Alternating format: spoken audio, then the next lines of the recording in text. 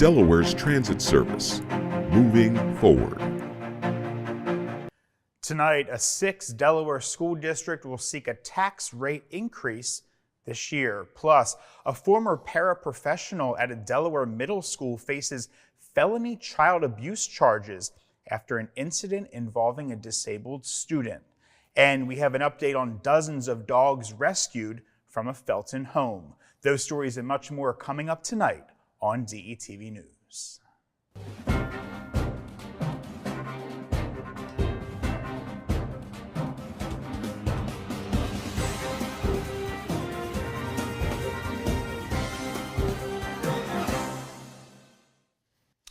Good evening and welcome to DETV News. I'm Matt Ford. Thanks for joining us tonight. Making headlines today, increasing student enrollment has driven a 6th Delaware school district to hold a tax referendum this year.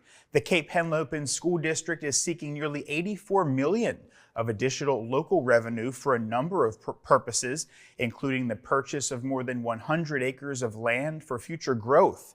The vote will be held on Tuesday, March 26th, with polls open from 7 a.m. to 8 p.m. If passed, the impact on the average homeowner would be $153.70 a month. Cape Henlopen enrollment has grown from 4,156 students back in 2001 to now 6,587 students this school year. Cape Henlopen has the second lowest annual property tax rate in Sussex County, with only Indian River residents paying at a lower rate. Also up for referendum in the coming weeks is Brandywine, Red Clay, Colonial, Appoquinimink, and Smyrna.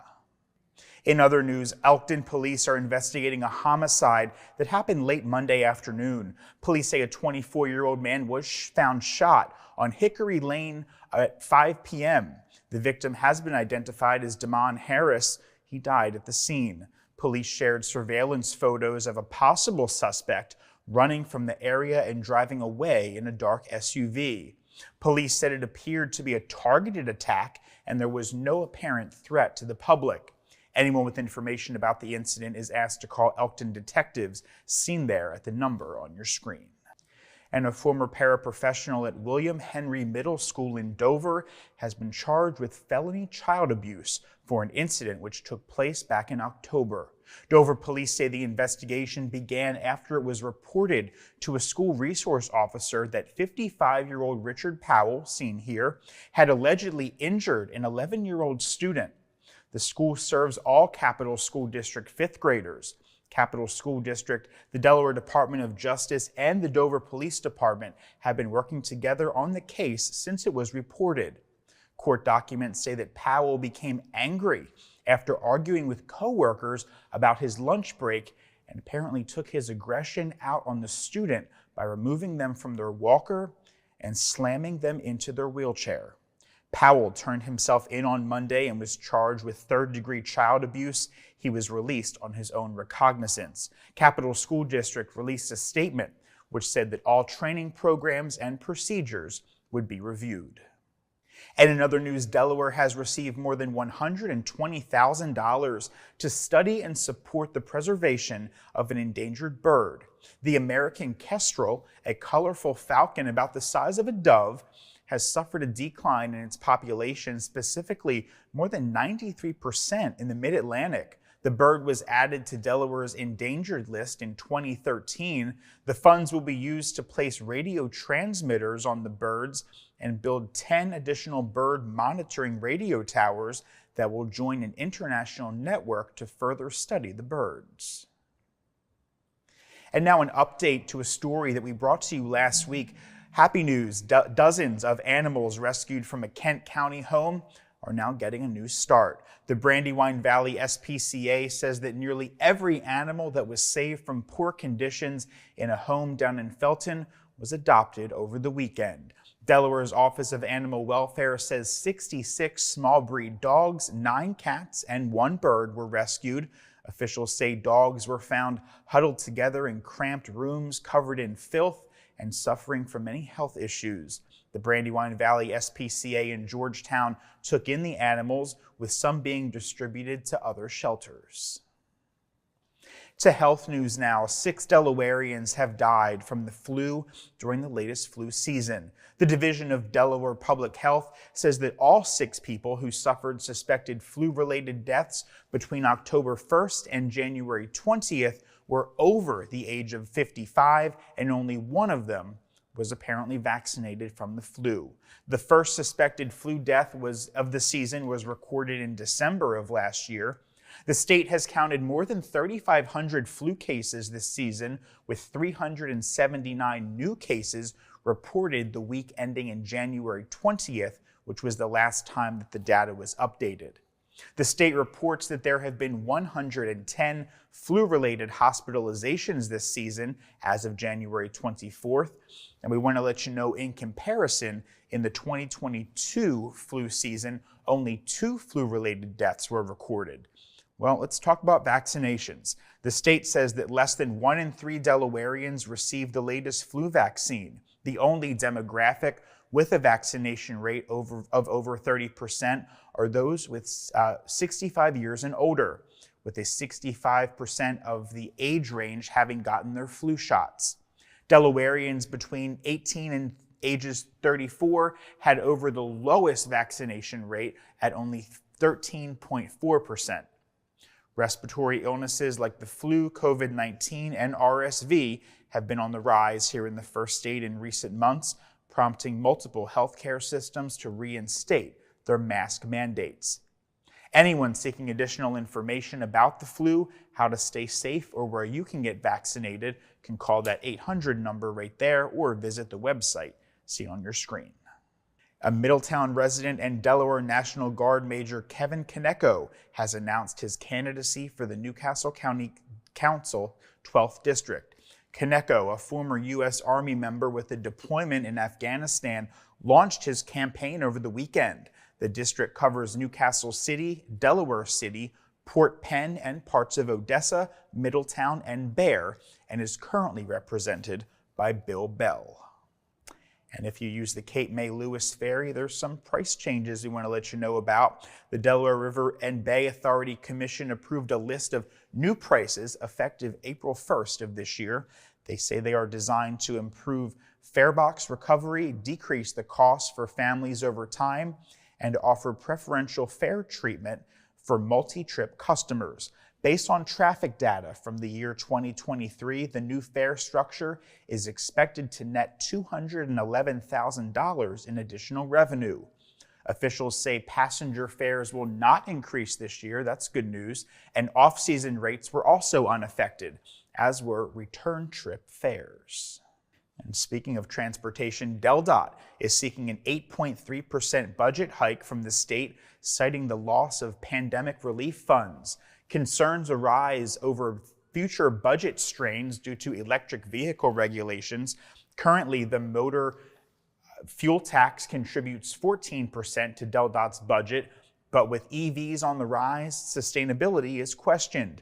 By 2032, Delaware aims for 82% of new car sales to be electric. That's up from 3.5% now. Lawmakers stress the need for a plan to mitigate potential revenue losses. Some states impose higher registration fees on EVs to compensate for gas tax losses. Affordability concerns persist among many residents in the state. DelDOT awaits a report from the University of Delaware's on EV's impact on revenue. That report is expected this spring. And staying on the topic of cars, Honda is recalling more than 750,000 vehicles because of a potentially deadly hazard in the airbag system. Federal safety regulators published the recall after learning some of the Honda airbags may deploy unintentionally during a car accident. The front passenger seat weight sensor may crack and short circuit, failing to suppress the airbag as intended. In the event of a crash, the front passenger and knee airbags may deploy despite the presence of an occupant, such as a child or a small person.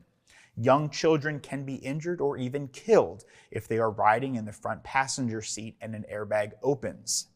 The recall includes certain Honda Pilots, Accords, and Civic vehicles from the years 2020 to 2022, and some Honda CR-V and Passport vehicles from the 2020 and 2021 model years. And the Town Council of Delaware voted Monday night to ban the sale and distribution of marijuana in the Delaware side of the town. By a 4-0-1 vote, with one council member abstaining, the town has restricted marijuana dispensaries, manufacturing facilities, and the sale within corporate limits. Delaware joins beach towns such as Rehoboth, Dewey, and Bethany in restricting marijuana establishments, growing, and testing. And thousands braved the chilly Atlantic Ocean on Sunday for the 33rd annual Lewis Polar Bear Plunge for Special Olympics Delaware. It was held in Rehoboth Beach, of course. It was a record-breaking year, with nearly 4,800 brave souls taking a brisk dip and raising $1.5 million for Special Olympics Delaware. The air temperature matched the water at 41 degrees. Special Olympics Delaware has now raised, get this, more than $17 million in the 33-year history of the event. The money stays in Delaware, and it benefits more than 4,000 athletes that participate in Special Olympics free of charge. And the annual Founders Day celebration of the Delta Sigma Theta Sorority, Inc. was held at the Chase Center on the riverfront over the weekend. This year's theme was celebrating sisterhood and elevating our community with fortitude. Happy Founders Day to the amazing women of Delta Sigma Theta Incorporated. Love our sisters. We are here because we are celebrating 111 years since our founding of Delta Sigma Theta by our 22 founders on the campus of Howard University. And each year we gather to remember and reconnect and to ensure that we are following through with the assignment that they gave us to be visionaries, to be social action activists, scholars, excel in that field, and of course do our service in the community. Oh, it is phenomenal to be a Delta, because at the end of the day, we are part of a rich 111-year legacy of public service. And the women who came before us, who really founded this organization, have created a legacy that is really, literally unmatched. And it's really about serving our communities no matter where we are. And from the steps of Howard University 111 years ago, we are now literally across the globe. Yeah, we're here because we're also part of the Divine Nine, right? And with the Divine Nine, we support each other, we support our community events, and this is a great event that the Deltas are putting on statewide, so we want to be here to support them. A Delta is a woman who is born to embody public service, who cares about uplifting the community and gets things done, and I'm so proud to be here with my sorors today. The sorority was founded back in January of 1913 by 22 women on the campus of Howard University. It now boasts more than 1,000 chapters around the world. And finally tonight, on his birthday, we bring you a story about music icon Bob Marley, who once lived and worked right here in Delaware. Bob Marley moved and visited Wilmington from 1974 to 1977. According to the Bob Marley Foundation, he actually lived on Tatnall Street right here in Wilmington and worked at the former Chrysler plant in Newark. You can join the People's Festival for the exclusive movie premiere of Bob Marley One Love at the Penn Cinema on the riverfront on opening day, which is February 14th. Showtime is 7 p.m. Special host Iz Bayeto and Chandra Pitts welcome you to opening night. Special guests include Junior Marvin, a guitarist with Marley's band The Wailers. It costs $30 to attend, and tickets are available at peoplesfestival.com.